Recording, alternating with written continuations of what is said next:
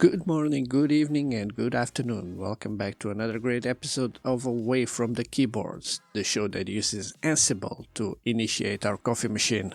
Our guest today is Davide. He is the head of platform engineering for Creative Fabrica and has been involved in the world of DevOps even before it was cool. His story goes from Italy to Sweden, US to the Netherlands, and it all started with, well, it's better if you hear it from him, so sit back, relax, and hope you all enjoy it. Without further ado, Davide, welcome to the show. Thank you very much. Pleasure to be here. It's a pleasure to have this conversation with you. And since we first spoke, I've been super excited to learn a little bit more about your story and how you ended up in IT.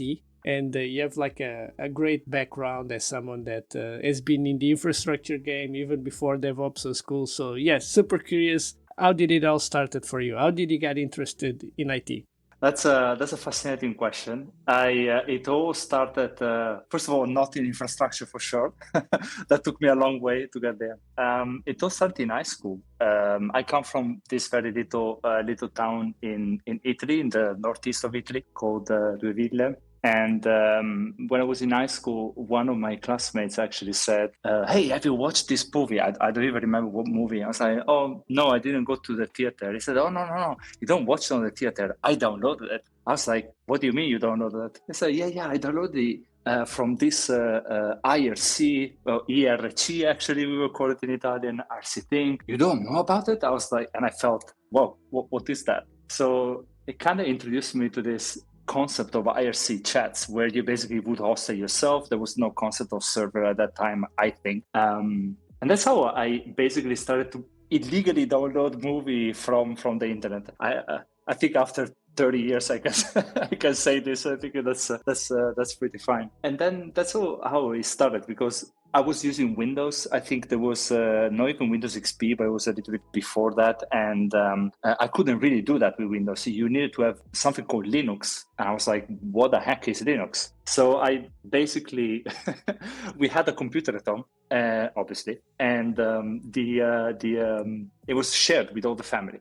And I remember taking a computer in the night and trying to, partition the hard disk and trying to make it work and the dual boot and everything. And I would just completely wreck it. And my brother would be pissed at me because he couldn't do his homework at university or whatever. I was just, everybody was always mad at me because the computer would never work.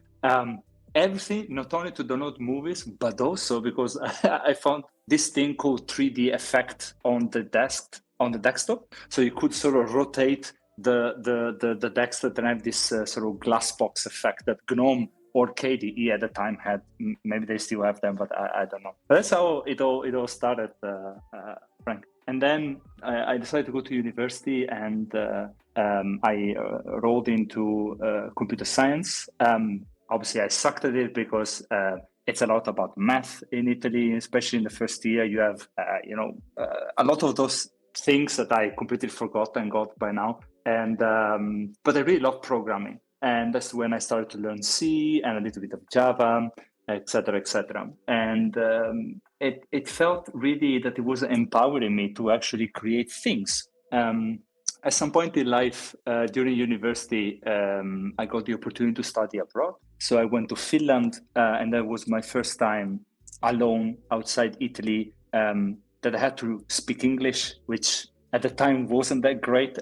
Hopefully now it's a little bit better than 15 years ago or something. And it was a magical experience. After that, I came back to Italy and worked as a software engineer for 2 years in Milan. And I loved that.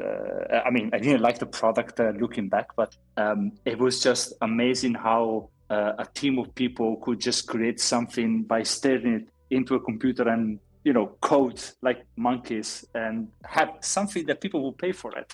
After that, I fall in love with machine learning. It was something that in 2014 was picking up a lot. It was 2014, yeah, was picking up a lot. And I found interesting the concept of machines that could learn. Not really learn as we intend today, but like they could basically make their own action based on the data. So I did my master degree in Uppsala University in Sweden. And for my thesis, I went to the University of Rochester because I told myself, hey, Davide, you never went to the United States. Why not go in with the school, right? I mean, what could potentially go wrong? So after cold emailing random professors around the US, one answered by saying, oh yeah, we have a space for an international student. You don't have to pay the university. You just come here on your own expenses. You don't pay the school, but you could do research with us. And that was at the University of Rochester, which is upstate New York. And that was a really cool experience, different environment. Like the concept of campus was really phenomenal. And after all these brilliant things, I moved back to Italy and things did not change. As in, after all this study and thing, the market labor was really bad, still is, I assume, or rather, I don't know. It's been many years now, but I thought, shit, I studied in so many places. What am I going to do? And a friend that I met at the university in Sweden, who then became the witness of my wedding many years later, actually, at the time had a Dutch girlfriend, and he's from Canada. And he said, Davide, why don't you come to Amsterdam? Maybe you would like it. I was like, oh yeah, well, I've never been. I mean, I've been there. I didn't particularly like it at the beginning. All people drunk and such. I was like, not sure if it's the jam for me. But I moved to the Netherlands with the intention after a year to come back. And 9 years later, I'm still here. So something must be good. So I started really my career here in the Netherlands. In my first job in the Netherlands, it was a software engineering job with a company that doesn't exist anymore. Unfortunately, it didn't go well. But very quickly, I moved into what started becoming what is called the DevOps, DevSecOps, and those kind of things. Like in reality, what I really, really wanted was to solve problems, and I found fascinating going deep down the rabbit hole and figuring out why is my server not working, or why is the networking not redirecting my packages. I don't know, just making stuff up. And in the second year of this first job, I moved more into the infra side of things. That's when I started learning about Kubernetes. These things that in the beginning I thought they were just like some serials, but it actually was a thing coming out from Google, from Borg and containers and Dockers, something that maybe in the US was already very, very strong as a concept. But here, at least with the limited experience I had at the time, I really thought it was absolutely a revolutionizing thing, and it would make things look so old in the way that we were used to do it before with Ansible or Puppetry and Chef and whatnot. And now you have Terraform, from HashiCorp, and you could just spin up a bunch of machines, install something called Kubernetes, and boom, your containers will come up. And if the container will go die, it will just come up again by itself. Amazing. Things will never go down. We found the sacred grail of distributed system. We are good. Well, life wasn't that easy with Kubernetes because there was no EKS or AKS, GKE, Docs, you name it, for cloud provider. We actually had to do it the hard way with the Kelsey Hightower, tutorial, Kubernetes the hard way. And that's how I learned. I learned about the control plane, what was the kubelet, and the kube proxy. And now there are a bazillion other pieces, but the time was very simple. We could even follow the code. It was less auto-generated than it is now. And I found that thing amazing. I really, really, really loved it. I then moved to RTO Nederland. So in the data team, specifically, it was for the Videoland platform. The Dutch people know it. And while I was there, I stayed there for 3 years. While I was there, we reached the first 1 million subscribers, which was a massive milestone. And there I got the opportunity to lead a team. I wasn't really sure if management was something for myself, but I really enjoyed working with somebody that was a little bit junior than me at the time and giving advices or showing what in my eyes good would look like when we were shaping the Terraform code for the old infra, and then how we would design the CI/CD for the applications and whatnot, and how we could support the data science team and the data engineering to run their pipelines or run their models and whatnot. And then the pandemic happened. But, by staying at home, all of a sudden I receive a message from LinkedIn from a recruiter at booking.com, and they say, hey, we have a Kubernetes engineering manager, so to speak, opening here. It was called Container Compute. Are you interested? Are you interested in that? What do you think I would have said? Shit, it's booking.com asking me if they want me to sort of interview with them. Hell yeah. So I just went through the whole process, and I joined Booking in February of now 5 years ago. And that was massive jump up in many, many dimensions, from complexity of the work, impact throughout the world, even in a pandemic. There was no cloud. It was on-prem. So something that I never worked before. The access of talent that was there was a completely different thing. I found myself, shit, I am not that good as I thought. So it's better if I pick up. And those 4 years were absolutely incredible. I joined with a team of 8. In the first, I think, 6 months, went out to 2. And in the upcoming 4 years, I grew to 42 people, which I hired every single individual, like literally, except those 2, which then in the end left, but after years. And that was absolutely incredible. The impact of over 1 billion travelers is just like something that I couldn't conceive. And also the goodness of having a sort of quote unquote infinite pocket money, where you could just say, oh yeah, we want this tool, 5 million, so screw it, let's do it. Like things that don't have anymore. Towards the end, though, the company became extremely big. It became, for myself personally, I found myself in a tough position where little things would have required many steps of approval because of the way the booking organization shaped itself in the years. And then towards the end of my 4th year, a recruiter random from a company called Creative Fabrica said, hey, we are looking for a head of platform engineering, and would you be interested? And I didn't really know them. It's just we are a startup here in Amsterdam, a scale up actually. And it was about creators. And I thought, oh man, I am unable to even draw something on a piece of paper. How can I support creators? But then the CTO is from Miro, somebody with a lot of experience, somebody where I could learn from, and everything needs to be built from scratch, literally. Like there were 3 people, 4 people there put together, and there was nothing. So that was the occasion or the opportunity, let's say, for me to say, all right, I learned something in the past 10 years, 9. How can I take that experience that I accumulated and trying to make it here in a smaller scale with more financial constriction, of course, compared to Booking? The talent pool can be notoriously smaller when it comes to hiring, et cetera, et cetera. How can I get the best out of it? And that's where I have been for the past 8 months, and hopefully still rocking the infrastructure world. And that's an amazing journey that you just shared. It goes from changing countries to going from companies doing stuff in bare metal to doing stuff in the cloud, which I think it's amazing. One of the things that I think it's important for any listener that is not from Amsterdam, back in the day that you joined Booking is kind of an institution within Amsterdam as one of the biggest tech employees in the Netherlands. It's kind of what we would consider maybe our Google in Amsterdam. So that's just adding that as a bit of context. It has been a great company employing a lot of software engineers in the Netherlands. But that leads me to a curiosity, because you just mentioned that everything was on-prem. So I have one question for you: is what has been the hardest infrastructure problem that you have solved? Oof, I think there are coming to my mind 2. One is a bit more software who deals with infrastructure. The other one is the strategical thinking, sort of when it comes to bare metal. For example, I mentioned before, there were 2 people only after a while.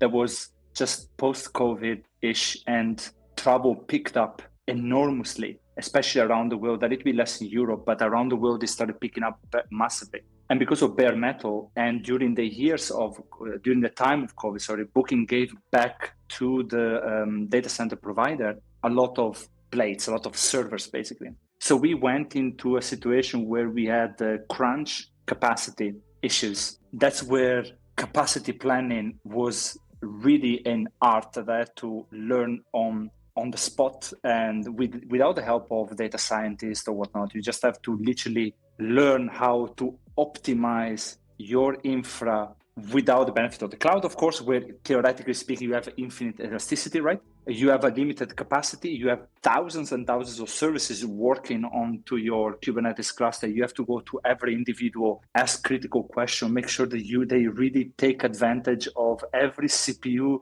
core that you throw at them and gigabytes of memory that you have available in your blade, and make sure that they utilize it by taking into account the seasonality of that we were into it. That's I think, really the hardest one and the most stressful as well, because you may risk 500s, like, service not available, which is not great as a customer experience. The second one is more about our own thing. So in my team at the time, we had a tool called KubeFed.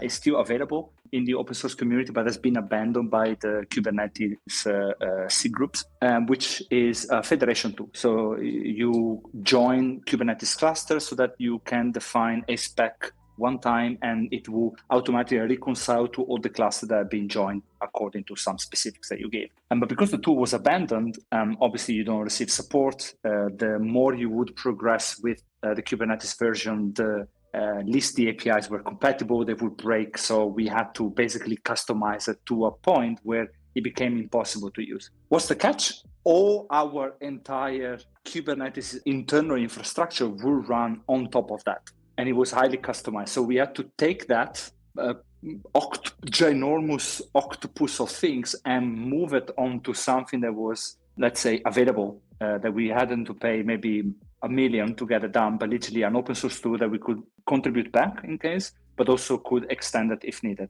And that was Argo City.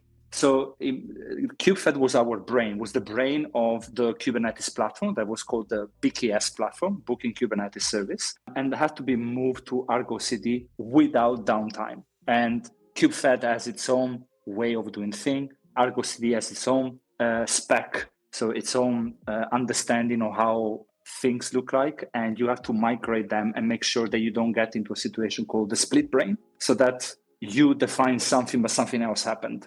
So I admire the engineers the engineering team I had at the time that made it possible, and that was the migration was among the, I believe, the hardest one, among the longest as well. We are talking about several hundreds of services spanned throughout set of thousands of machines. I don't think I can share the amount, but the thousands of machines that runs the Booking.com website. That's an interesting challenge that you just mentioned there, that most people are not aware until they do a migration, how complex a migration is. Sometimes it's the technology, but most of the times it's all of this change management, making sure that things work once you migrate it. And luckily in this case, you didn't have to migrate data, because when you have to migrate data, it becomes even more like of an exponential problem. Cool. And before we move into our main conversation and topics, there is a recurrent segment in the show that is called Pass It Forward, where a guest gets a chance to pass forward the question to another guest. And the question to you comes from our previous guest, Madi. And he asked, what is the best thing that you ever did for a team member? For example, an out-of-work activity that made a significant change or improvement in their career. What was that, and how did that impact the person in being successfully? So not entirely sure if it was a team member, but it's for a dear friend of mine, the same person I said that brought me here, to Amsterdam.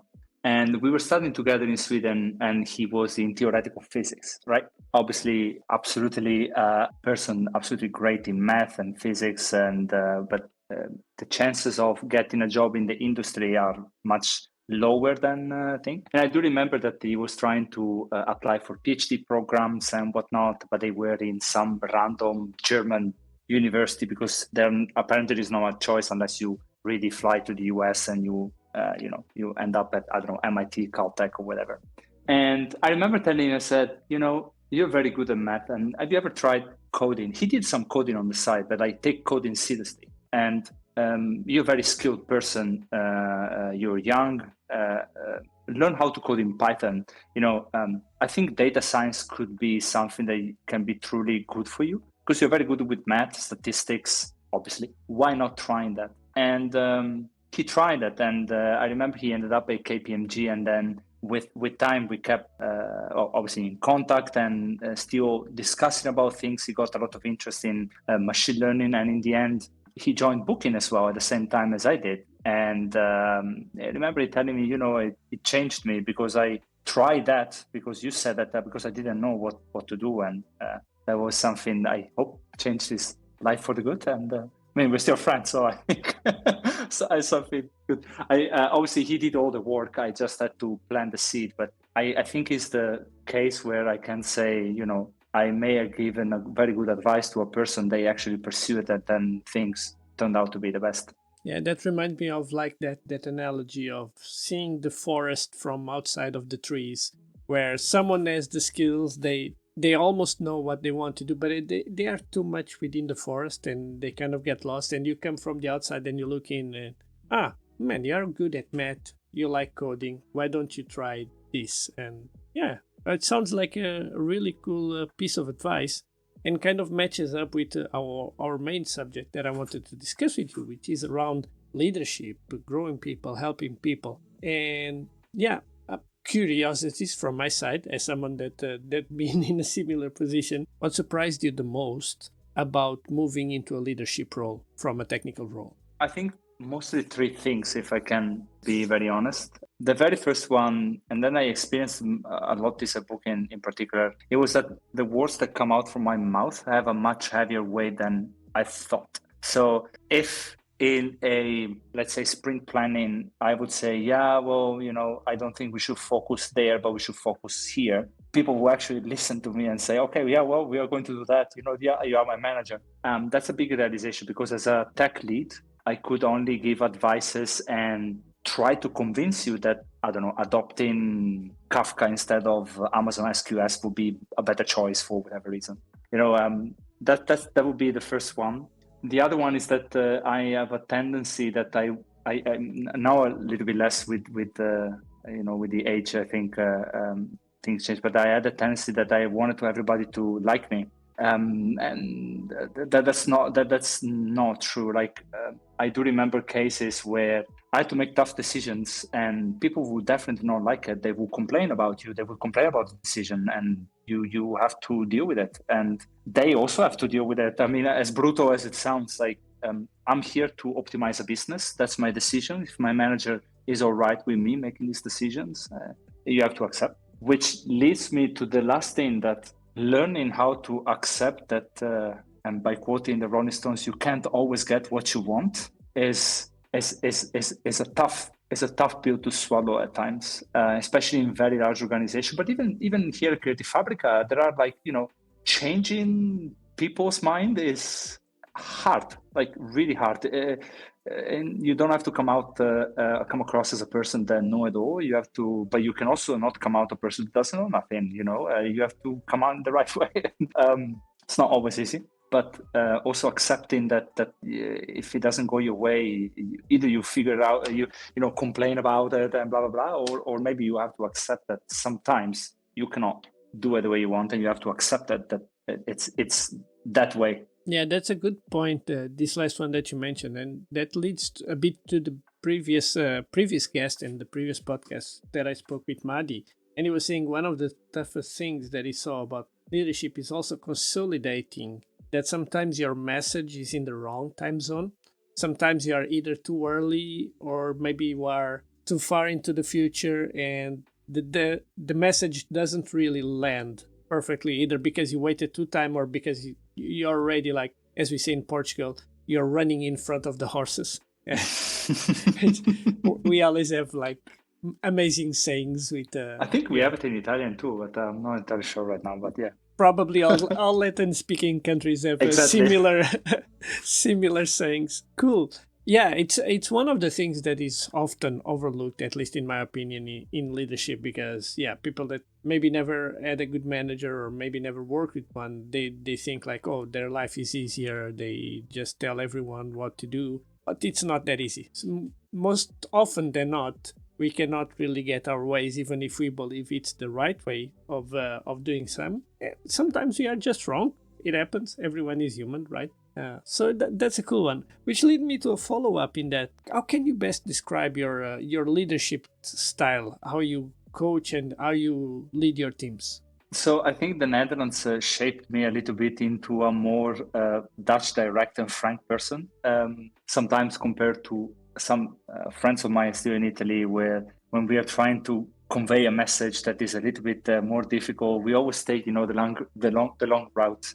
The Dutch culture really changed me in that direction. I think it affected also a little bit my leadership style, as in I am very direct and frank. I don't accept mediocre solutions or excuses, and I really like the protagonist mindset as a thing. Meaning, as my old manager used to say, like, you have to transform shit into diamonds. You have to take issues as opportunities and sort of rotate them around and make the outcome better. And that's what something that I try to convey in my doing. The thing that I make very clear to my director, that I made it clear for the first time, I think, here at Creative Fabrica, is that, complaining will not lead you to anywhere. I mean, you can complain to me if you like it in a one-on-one, totally fine. But complaining and doing nothing about it, it would just lead a complaint, and that's it. The problem is still there.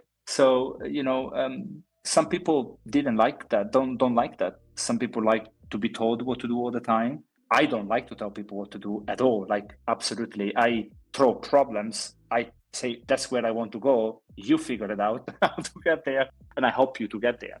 That's what I think support is and what my role is in this type of situation. And the final thing is mostly that I, as a manager, in whatever position I am in the company, whether it's an engineering manager to a VP, obviously the responsibility is different, the scope is different, but you do have power to change things. But it's a lot about, especially in large organizations, perseverance of, if I don't agree that this is how it is be done, and I see the problem and I have the data, I need to try to make it to get there. Sometimes you get it.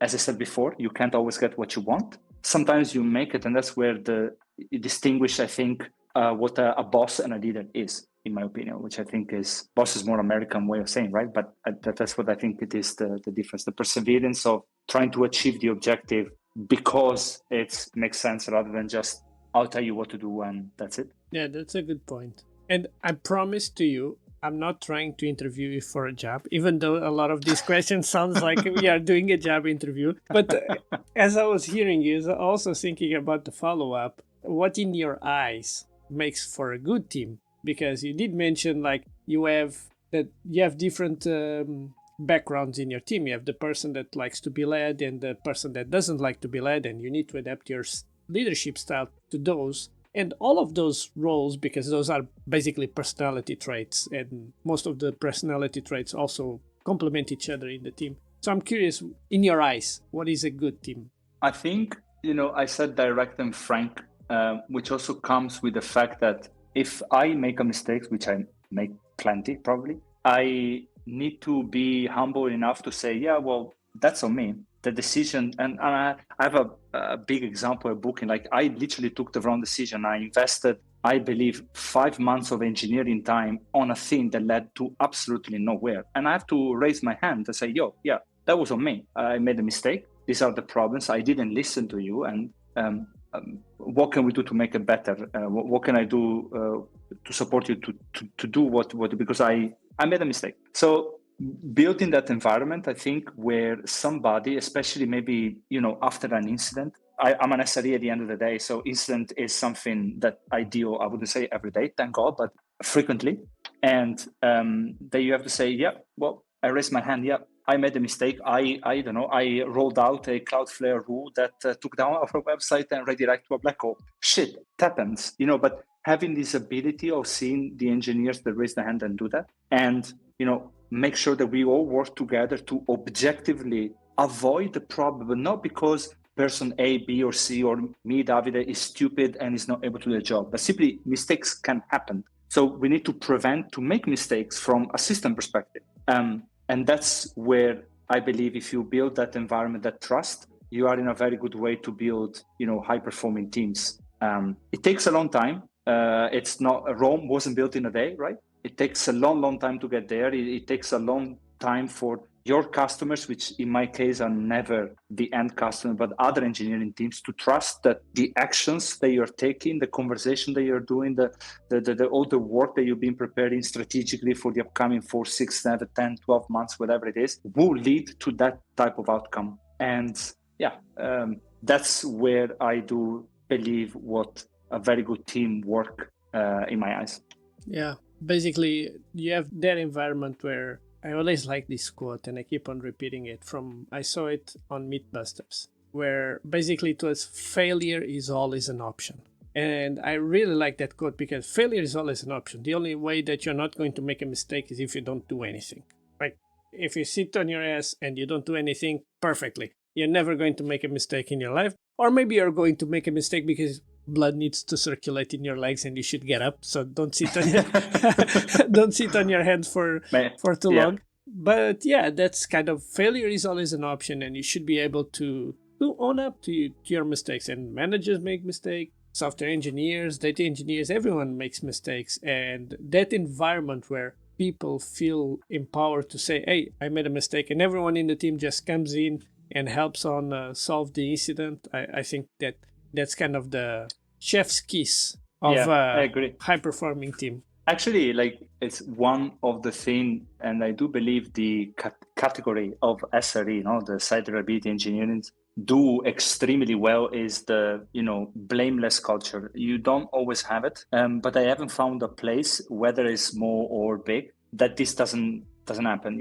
Like on the SRE side of things, and from that point of view, Google really did very well to showing how they do it and showing the world things can work that way, and it's something that if it's applied well everywhere, it does lead to much better outcomes. If politics only would be like that, yeah, then it would be a great world. Yeah, exactly.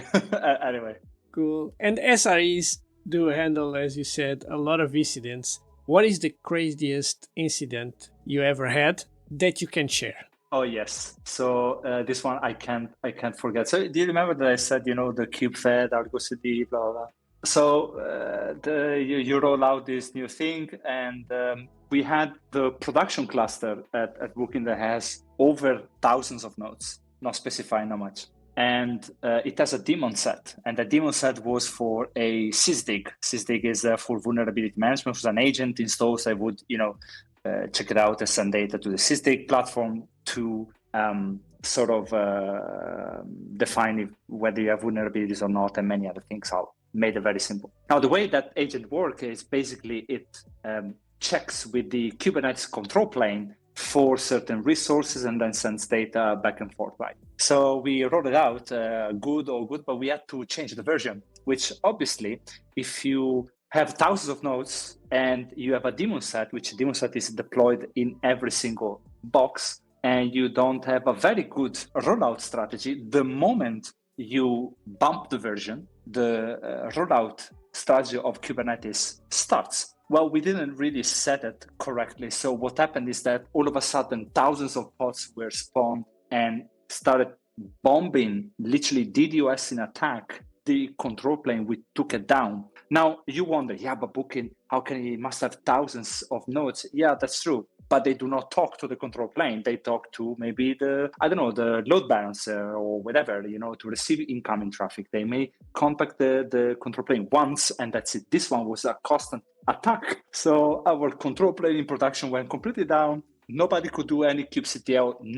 Nothing could be rolled out, and we couldn't figure it out why. So at some point, we had to basically stop the rollout, revert. It was just a nightmare to clean up, and we learned that we missed when you have a daemon set deployment spec, there is rollout and search thing, so you can have a maximum unavailable in percentage, and that's how we basically figured. It was a simple thing, but when you don't, when you've never done it before, or you made a mistake in the spec and the code, the PR didn't go well, then it can make really tragic things. And there was no customer impact, luckily. It just, the entire engineering teams that would work on top of Kubernetes could do anything for, I think, a couple of hours until we sort of clean it up. And then you have to say, it's our fault. Sorry, it happens. From that moment, I think every rollout was done with, in war room setup.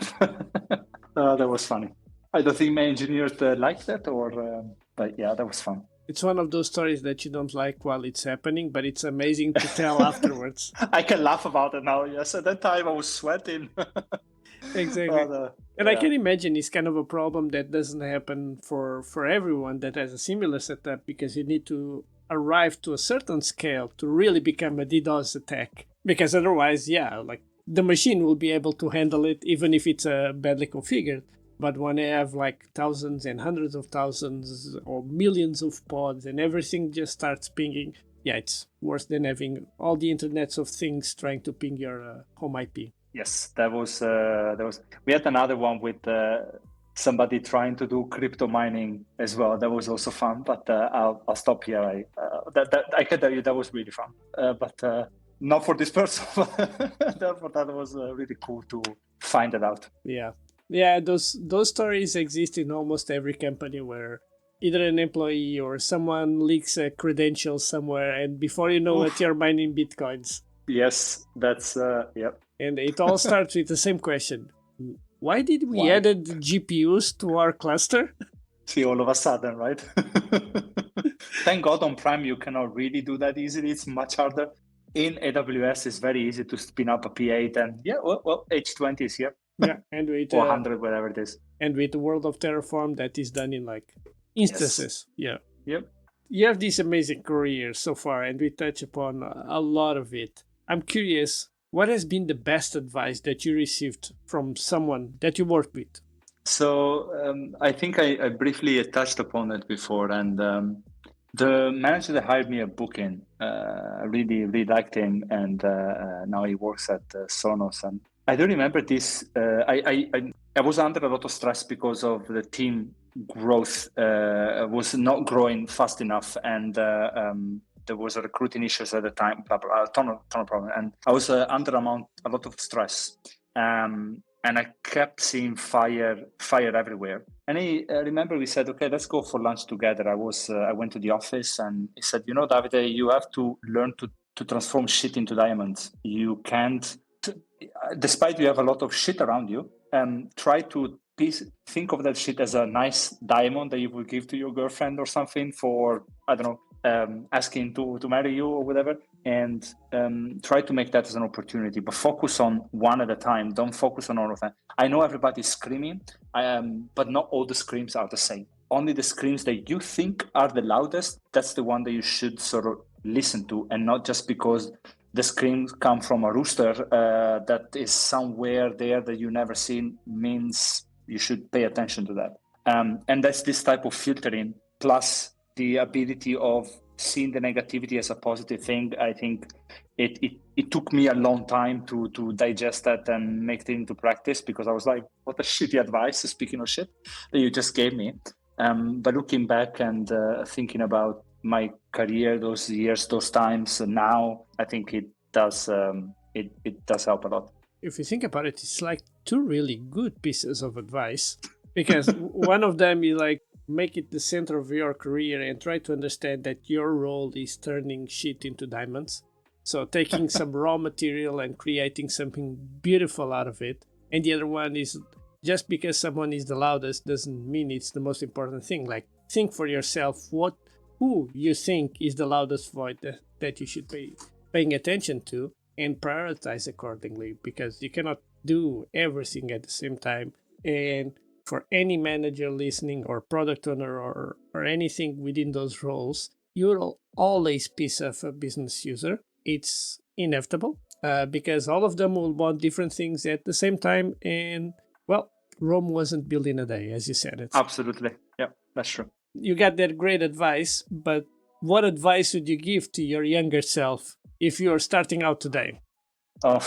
Another thing probably that I had to really learn on my skin, that I definitely wasn't used to it, is there will be always difficult people, like literally difficult people to work with, that have big egos, that they will stab you in the back, that they will tell you in the face, I'm going to do it, and then they don't, and or people that gets a promotion while you thought you deserved that, and these kind of things. And I kept running away from those situations. And I think my wife helped me to understand, like, you have to learn how to deal with those situations and not just complain to me about that. So basically, don't run away from difficult characters or difficult situations, because they will not run away. Problems will stay. Difficult people will stay, whether you like it or not. You can't always get what you want.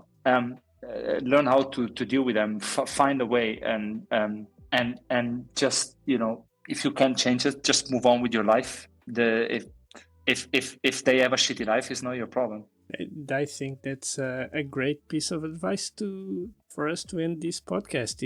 Think about it like that, folks. Life is hard, and you need to do the best of it, and you will not always be able to get everything that you want. You'll able to get some of the stuff, if you're really lucky, a lot of the stuff, but not everything that you want. Hey, David, thank you so much for coming to the podcast and having this chat with me. But before we close it, if people want to know more about you, if they want to reach out, not hire you because you're very happy where you are, and I didn't do an interview at all for a job finding, just putting it out there, what is the best place for them to know more about you? So I have obviously I have LinkedIn. You can find me there on LinkedIn, and then I use GitHub a lot. I have a handle called Spaghetti Funk, which comes from old rap Italian group called Spaghetti Funk, and I really enjoyed it back in the 90s. And those are the best places to find me. And thank you very much for having me on the podcast. It was an awesome thing to do. Super. Thank you so much for coming. I'll make sure that I'll add all those links to the show notes so that people can find you and find your Spaghetti Funk GitHub repositories. And to everyone that is still listening, keep your pods up to date, and see you again away from the keyboards.